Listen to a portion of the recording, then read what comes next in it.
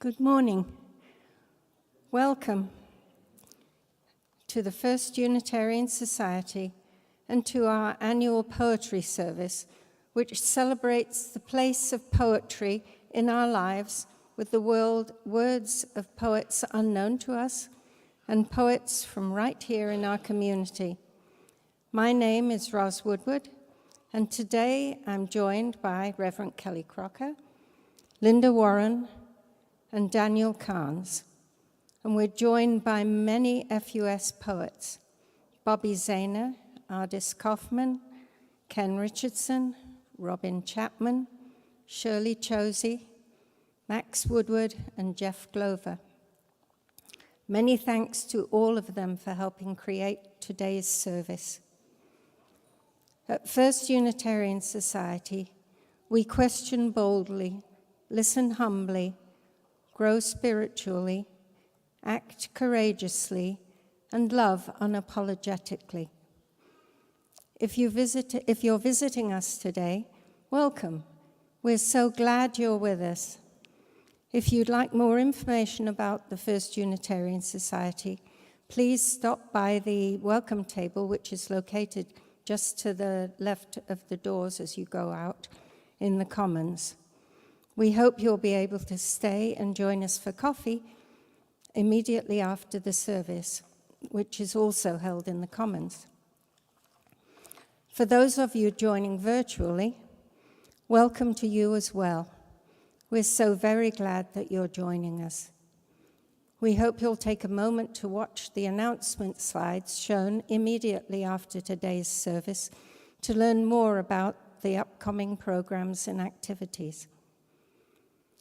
One special announcement: next week we'll be gathering at Vilas Park with the other two Madison UU congregations, James Reeb and Prairie, at 11:11 a.m.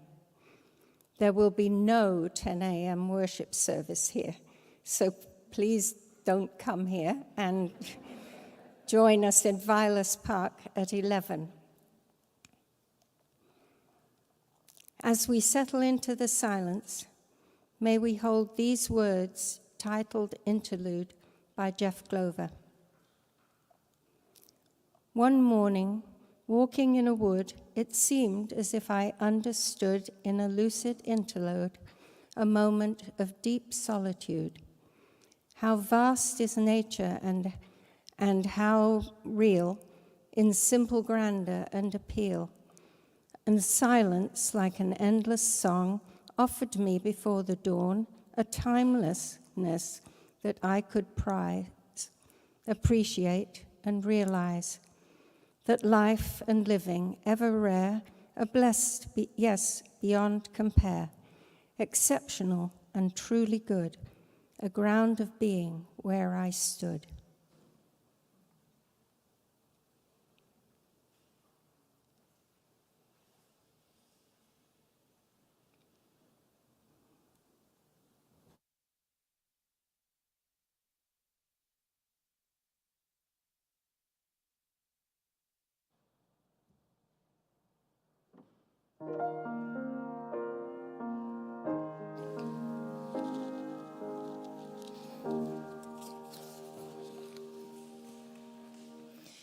It could be a smile or a poem or new daylight that finds you through an open window, or perhaps remembering that tomorrow was never promised.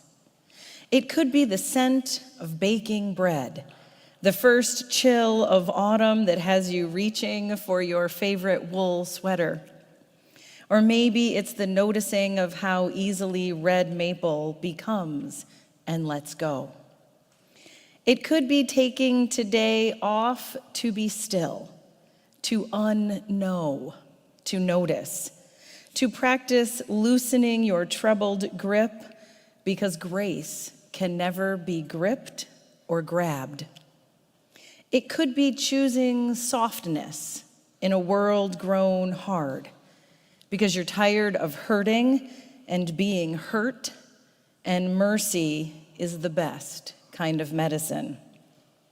It could be an invitation to gather around the listening table, where every color is beautiful, where there is no blame, no shame, no them, no other.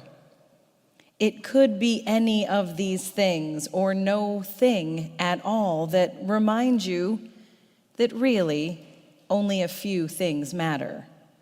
Food, trees, words, love, mostly love. And we invite you now to rise in body or in spirit and join us in our words of affirmation as we light our chalice.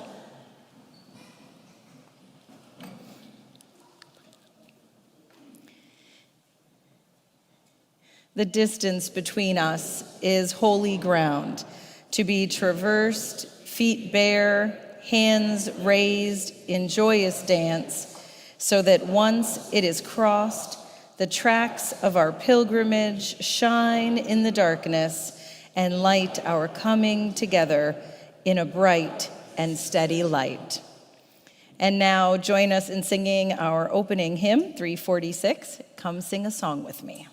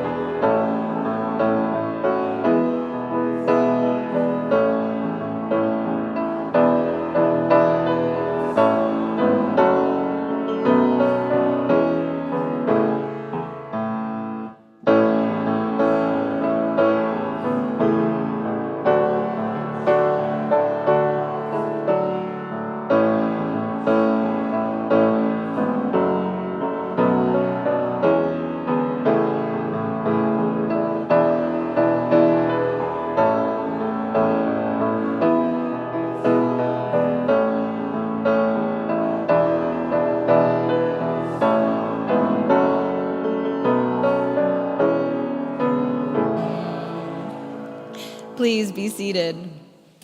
And I invite anyone who would like to come forward for our time to come on up. We are gonna, come on up, guys. We're gonna be writing a poem together up here. But first, to start it all off, we are going to hear the poem of Max Woodward, who's 12, and who is here in the room, but no one look at him. It's going to be read by his very own dad, Justin Woodward. Yeah, one of the great joys of parenthood is you have to look at yourself through your own child's eyes. So here we go. For context, a yurt is a circular house made of wood. Usually you can deconstruct it in things. It's portable-ish. This one is made out of sticks. This is called My Father's Yurt by Max Woodward. It's right there. I am sitting at my window in the bright and sunny cabin that has been in our family for a generation, hand-built overlooking the valley. As the sun shines brightly behind me, I take a sip from my tea. As I look out my window, I see the sparkling summer morning bursting with color. As I look at the pinks and yellows and purples of the prairie flowers, I hear a bang. It came from my dad. He was working on his yurt again. "Are you okay?" I ask, as I try not to laugh at him struggling to lift a log that didn't need to be lifted. "Maybe," he replies. "Well, let me know if you need anything," I say in a quizzical tone. "Oh, I will," he says a little too eagerly. "I shouldn't have said that," I say. "Nope." "Uh-oh," I say while he's trying to find reeds near a stream for his roof, of course. "Can I help? My audiobook ended and I'm bored because I don't know the password to your phone to get another one up and running." "Yes, you can by grabbing any sticks you find." "All right, I will totally do that, or not." "Could I, carve something for your yurt's entrance or something in that genre?" "Not quite yet, but maybe when I actually have a yurt's entrance."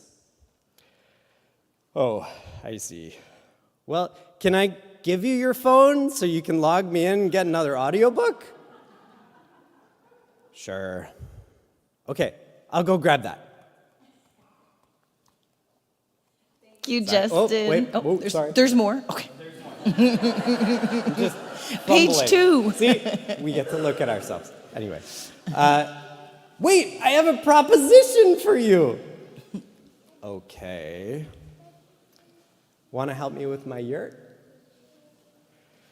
"Yes, that's why I came out here." "Right. So why don't you go grab some sticks? Just not the big ones, like I said before." "Okay, I guess I can go do that." As I pick up all the sticks and stones, I see my dad continues to build his yurt. Yeah.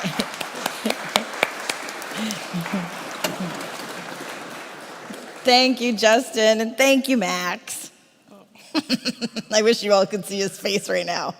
Hi, Max. So, what we asked folks to do was send us poems on the theme of summer.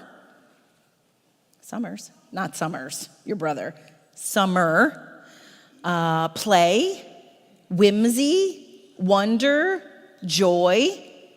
And so what we'd like to do right now is write a poem together. So think of a line, throw out a word.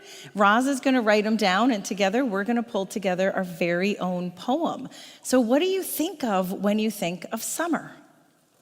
And yet now another summer's day. Ooh, all right, you got that? And yet now another summer's day. That's a good start.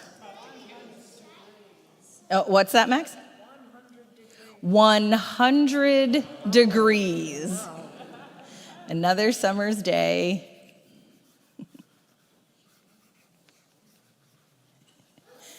"100 degrees. Okay, what comes next? Charlie, you got something? If it's 100 degrees, it can get funnier than it used to be because in the start it doesn't start because it's 50% 100 degrees. Whoa, so can we say warmer than 50 degrees? No! Yeah? No, it's 100 degrees, 50% 100 degrees. 50% of 100 degrees. Got it. Another line.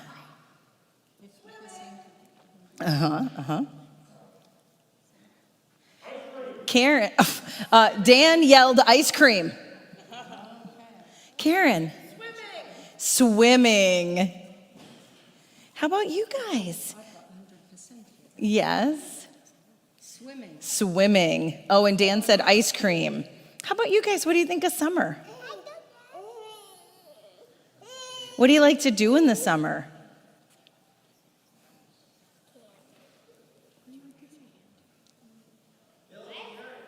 Building, swimming, ice cream, build a yurt.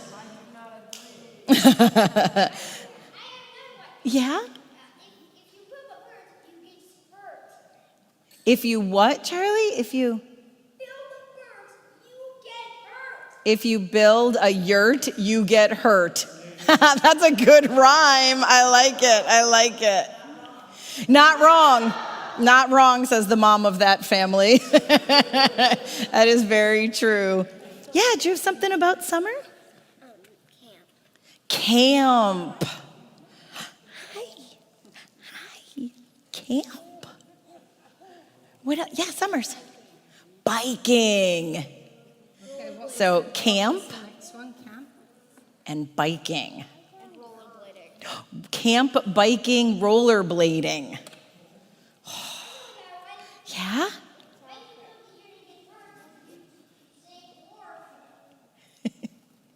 You stay warm in the yurt? Is that what you said? You stay warm?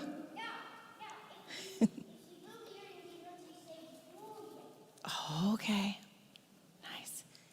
Yeah, Indy May. What's that?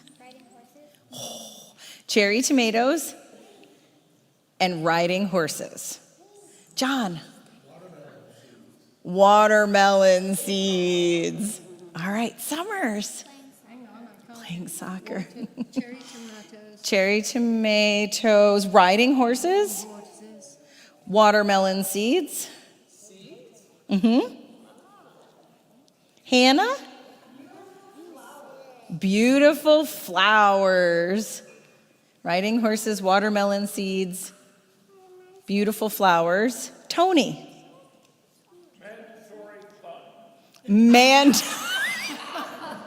I think we need to save that as our very ending. Mandatory fun. Indy May? Hang on one sec, Charlie. Indy May? You forgot? Nancy? Reading on a breezy screened porch. You got one?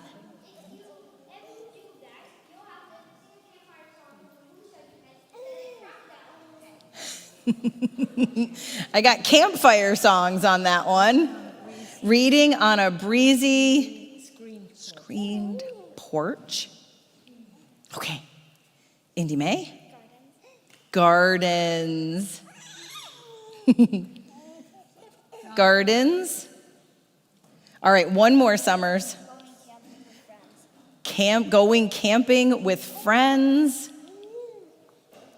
And then we will end it with mandatory fun. And let's see, we're going to read the whole thing and see how we did here.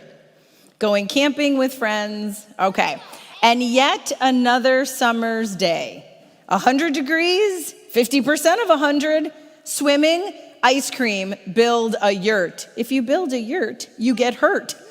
Camp, biking, rollerblading, cherry tomatoes, riding horses, watermelon seeds, reading on a breezy screened porch, gardens, going camping with friends, mandatory fun. Yay! Give yourselves a hand. That's a beautiful poem. All right, thank you all for writing our poem together, and now we're going to sing you out to go have some fun.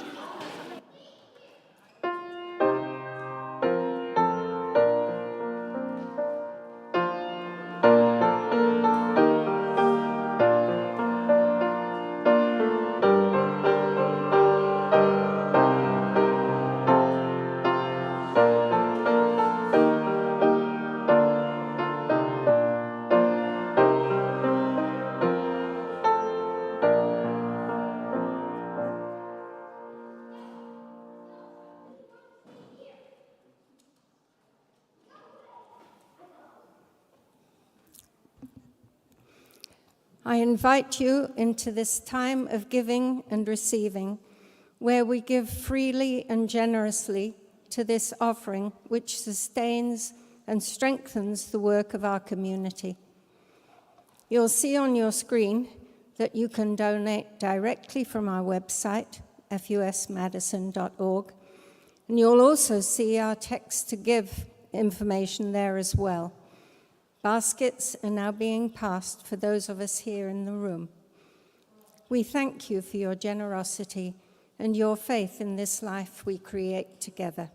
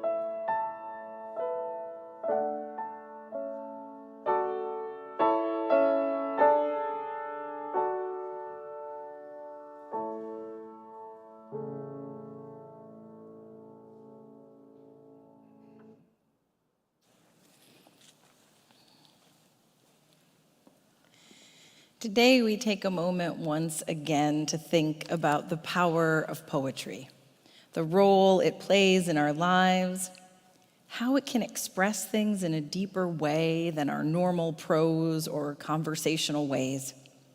This year, we asked for poems that spoke of summer, and once again, our FUS poets came through.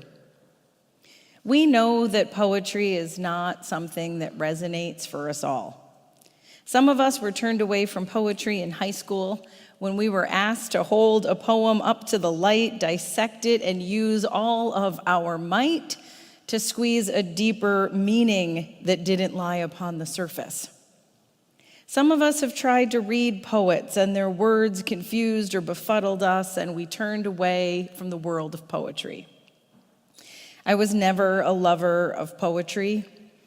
My closest friends in college were all English majors who spent their evenings lounging around in one another's rooms, reading poems out loud, and made my head hurt.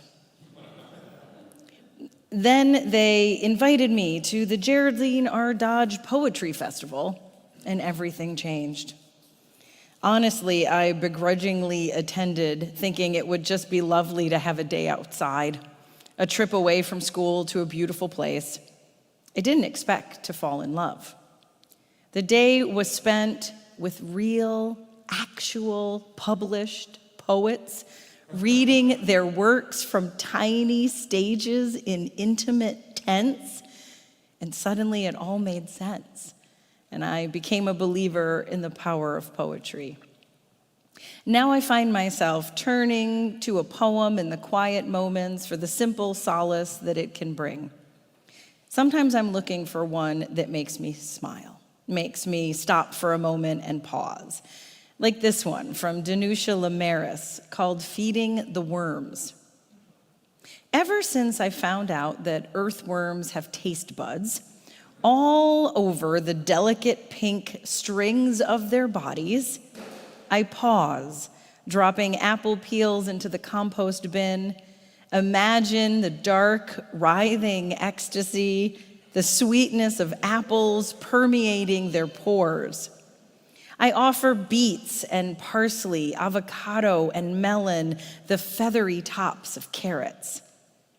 I'd always thought theirs a menial life, eyeless and hidden, almost vulgar. Though now it seems they bear a pleasure so sublime, so decadent, I want to enhance it however I can, forgetting a moment my place on the menu.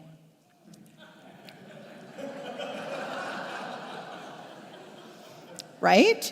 There's that little surprise at the end that you didn't see coming. That's the part I adore. And for just that moment, we all did it, right? You pause and you think about that larger truth and you giggle because we're all on the menu, right? It's said in this different way that just makes you appreciate it a wee bit more. Now, some poems will tell you a story.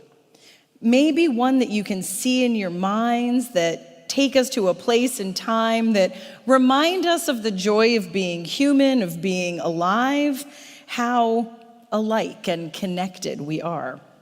A good poem can offer a memory, insights, empathy, communion with the experience of another. This is Potatoes by Lucy Atkins. He was traveling from Chicago to Joliet, he said, on the expressway, Old State Highway 59, when a semi-rollover caused a load of potatoes to scatter across the road. People stopped, pulled their pickups and Jeeps, their Chevy vans and VW bugs off to the shoulder, got out and dashed across 3 lanes of traffic after Idaho russets and Yukon golds, reds and whites and yams. I'd have understood if it were a Brinks trucks with flyaway 20s and 100s. But potatoes? Perhaps it was the fact of sudden bounty dropping down in front of you, and like unexpected grace, you must be grateful, whatever it is that is given. Poetry is a way to engage our imagination, to explore worlds we may never see with our eyes, never travel to in our bodies, but we can travel there in our minds. We can have conversations with creatures that we have never known. Ken Richardson, one of our poets today, wrote a poem, "Have You Ever Met a Dinosaur?" This is Ken's note on his poem. Marine biologists thought that this fish, 400 million years old, became extinct when the dinosaurs became extinct 65 million years ago. However, one was discovered in 1938 off the coast of Southeast Africa in the Mozambique Channel. Decades later, a large colony was found at 600 feet deep. I wanted to write a poem about the coelacanth, but had writer's block until I thought about interviewing one. After asking a fish this question, "Have you ever met a dinosaur?" the poem wrote itself in about 5 minutes. With the right artist, this could be a children's book with the working title, "How I Wrote a Poem, You Can Too." This is Ken's poem. Of course I've met a dinosaur. Eons ago, we shared Earth's scene, but they don't live here anymore in water, in sky, or in between. They've passed from view, these ancient greats, to be compressed in fossil states. Yet I'll keep both eyes peeled just in case they return and are revealed to the human race. Highly improbable, this I grant, but possible, winks the coelacanth. And with a swish, this fish appears from the depths of 400 million years. Thank you, Ken. Our hope today is that you may be inspired by the words of your fellow members to explore poetry, to sit with poetry, to allow poems to be some of your companions, your teachers, your loves. Perhaps you will be inspired to write some of your own. In a world of speed and efficiency, poetry demands a certain consideration, a slowing down, an ask for connection. It offers belonging. And so we invite you to step into the presence of these poets. Open yourselves to their words, their experiences, their losses, their deep, abiding wonder and joy. The invitation of poetry, according to life, to this moment. This moment is real, and this moment is what we have. So may we bring our whole lives, our whole beings, to this moment together.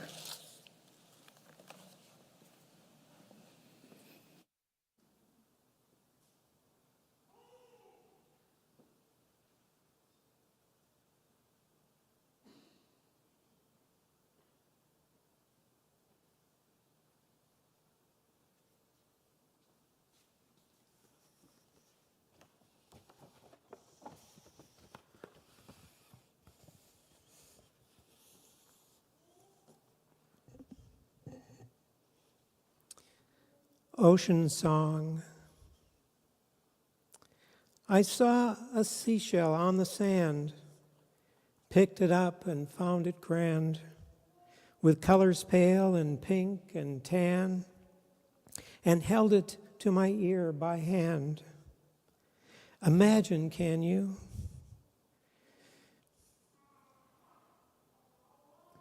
Imagine, can you, what I heard, nature's song without a word. Amazed, I held it close and long as it sang the ocean's song. On it went, it did not end. I held it to my ear again. Infinite, it played until forever, and it always will. By this I fathomed things profound, what fragile shells can tell with a sound. When summer came, to my surprise, one day it brought out butterflies. Dozens of them filled the air, fluttering near everywhere. How, I wondered, could this be? They'd all appear so suddenly in my garden by the lake. What of this was I to make? Magic, maybe, born of bliss, more than metamorphosis. So it seemed this special day when nature's beauty on display, way above mere expectation, a wonder for my exaltation.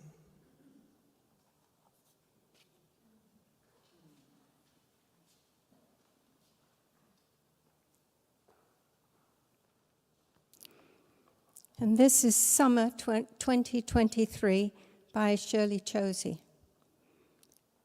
Parched earth cracks, withered leaves clog gutters, green morphs to brown, crunch underfoot. Rain abstains, without it we die. Where is thunder, precursor to moisture? Hampered vegetation collapses. We are renewed from above and live. This is Grandfather Smith from Robin Chapman.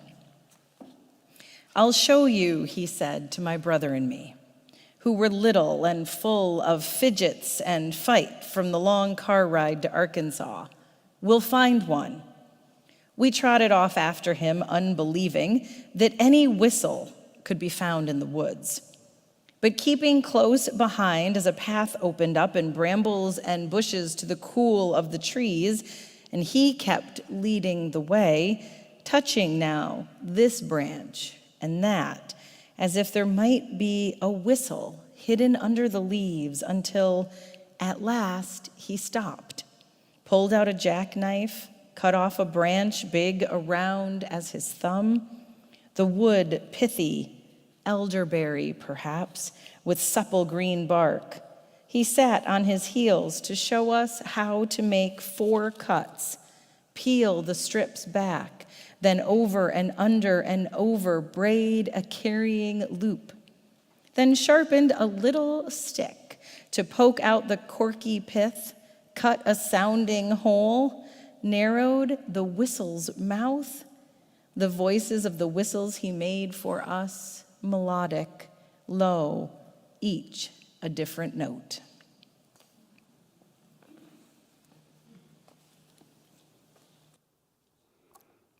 And this also by Robin Chapman, June Bug.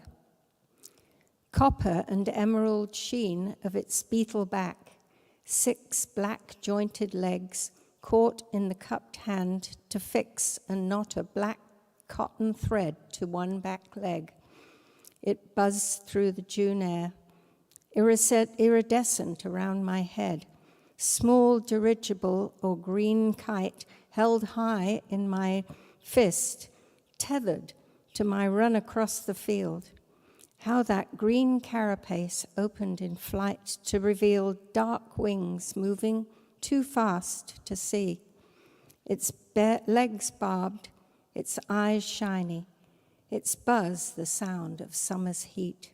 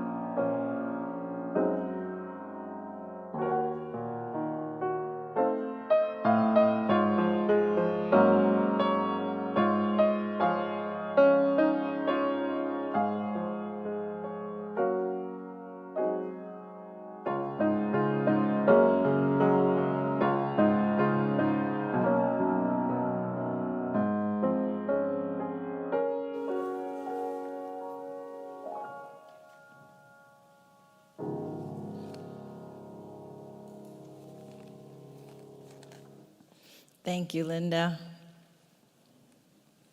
Our next poem comes from Bobby Zahner, The Best of Birthdays.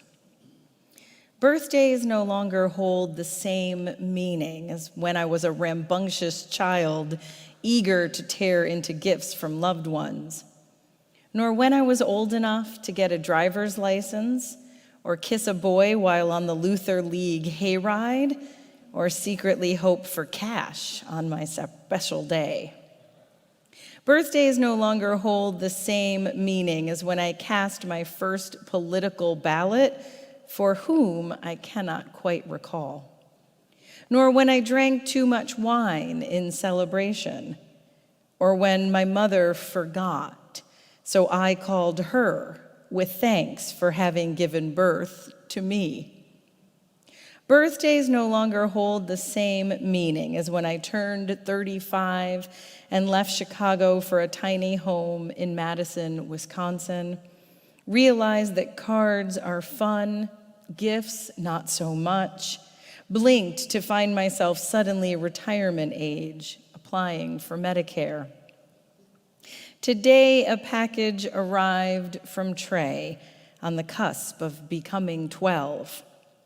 Inside, precious poems with drawings about nature, dreams, joy as quintets, free verse, a sin cane climbing stairs, waiting to pounce upon my tender heart, a bounty to fill this birthday with new meaning.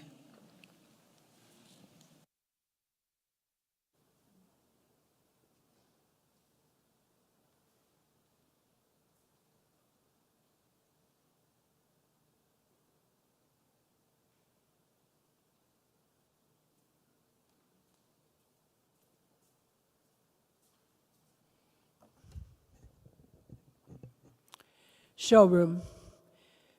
A Midwesterner by birth, I called Las Vegas home for 30 years. Transported to the desert by others' choices, anchored there by job, friends, habit, I saw myself Nevadan until the prairie summoned me. Standing on my summer sidewalk, a neighbor asks, "Don't you miss the Las Vegas shows, the excitement, the glamour?" Above me, a gray squirrel, high wires along the telephone line. A cardinal flashes red, orange, red among the oaks. "Not really," I reply. Thanks, Artis. Oh, and these next two from Ken Richardson. The first, Summer Job. The brown wooden trailhead kiosk needed paint after years of exposure to rain, snow, ice, heat, some vandalism too.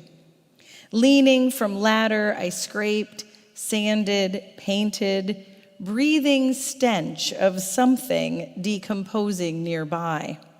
I did not search for it. After inhaling foul odor for nearly 1 hour, I could feel airborne organisms lodging in lungs. I fled kiosk before finishing.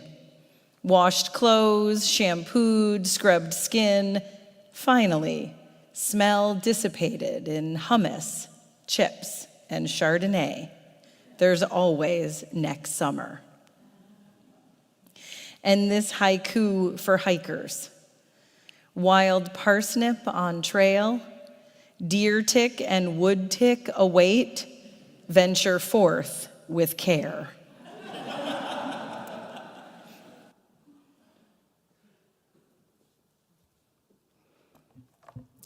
This is Brother by Robin Chapman. Linoleum squares offered game after game rolled out on the floor of our playroom for my brother and me at 4 and 6. Memory says there were squares for nursery rhyme recitations by our bears and clowns, elephants and lambs, room to enact the plots of chase and rescue, jungle flying, kingdom rule. Stories gave way as we moved to dolls and trains whose tracks snaked down the hall, tinker toys whose sticks and spoked wheels still figure as molecules to me now, building sets whose ropes and pulleys presage those that haul a fleet of canoes and kayaks to my roof. Even now, at almost 70, I can recall the shiny promise of any square foot of floor can become a world if you have a brother to help invent the rules.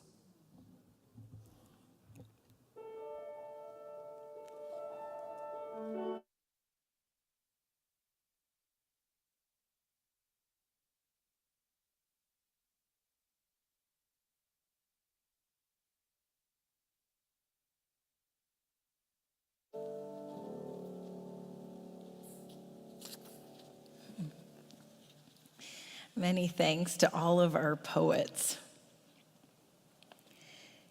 We gather each week with the losses and celebrations of recent days in our hearts. These we share here with one another in a spirit of acceptance and support. We light a candle for Tom McComb, son of Craig McComb and Lila Pine. Craig is a past board president of FUS, and Lila served for many years on our social justice teams. Tom attended religious education here during his youth. He passed away recently at the age of 51. There will be a memorial for Tom on Saturday, August 19th at 2 p.m. at the James Reeb UU congregation, and we send our love and strength to Craig, Lila, and their families. We light a candle for the life and memory of Eva Wright, who passed away 1 year ago on August 4th. We send our love to Bob Buzecki and their children, their families, and all who are missing Eva today. And we light a candle of strength and healing for Genevieve Edwards Miller, who had surgery yesterday afternoon. We're sending our love to Jen, her husband Don, her children and grandchildren as they journey these days together. And with sorrow and heavy hearts, we light a candle once again for the violence in our nation and in our world.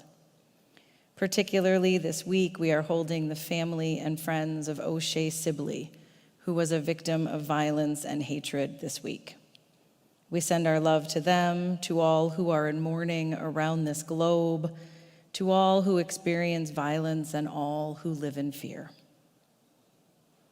And always, we light a candle for peace. On August 6, 1945, the United States became the first and only nation to use atomic weaponry during wartime when it dropped an atomic bomb on Hiroshima. May common humanity guide us as we face the nuclear challenge. And if you'll join me in a moment of poetic meditation with these words from Rosemary Watola Trommer. Blaise Pascal said, "In difficult times, carry something beautiful in your heart." And so today I walk the streets with vermilion maple leaves inside me and the deep purple of late blooming larkspur and the lilting praise of meadowlark. I carry with me thin creeks with clear water and the 3/4 moon and the spice-warm scent of nasturtiums and honey in the sunlight and words from Neruda and slow melodies by Eric Satie. It is easy sometimes to believe that everything is wrong, that people are cruel and the world destroyed and the end of it all imminent. But there is yet goodness beyond imagining, the creamy white flesh of ripe pears and the velvety purr of a cat in my lap and the white smear of Milky Way. I carry these things in my heart, more certain than ever that one way to counteract evil is to ceaselessly honor what is good and share it. Share it until we break the chokehold of fear, and at least for a few linked moments, we believe completely in beauty, growing beauty, yes, beauty.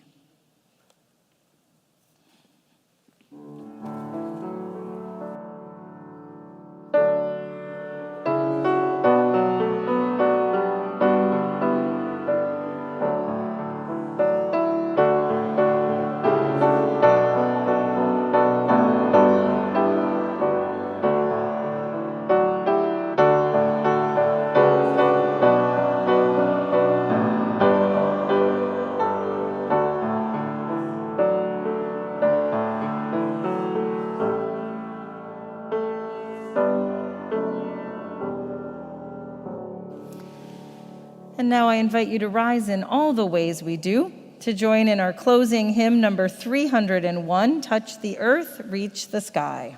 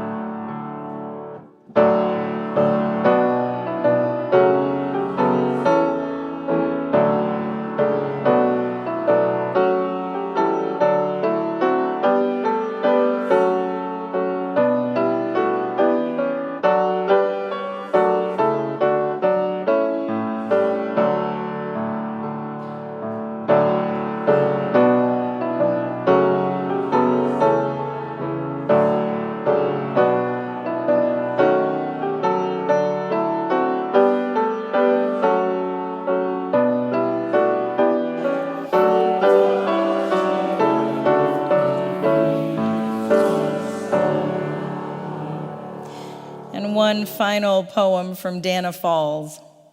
There is no controlling life. Try corralling a lightning bolt, containing a tornado, dam a stream and it will create a new channel. Resist and the tide will sweep you off your feet. Allow and grace will carry you to higher ground. The only safety lies in letting it all in. The wild with the weak, fear, fantasies, failures, and success. When loss rips off the doors of the heart, or sadness veils your vision with despair, practice becomes simply bearing the truth.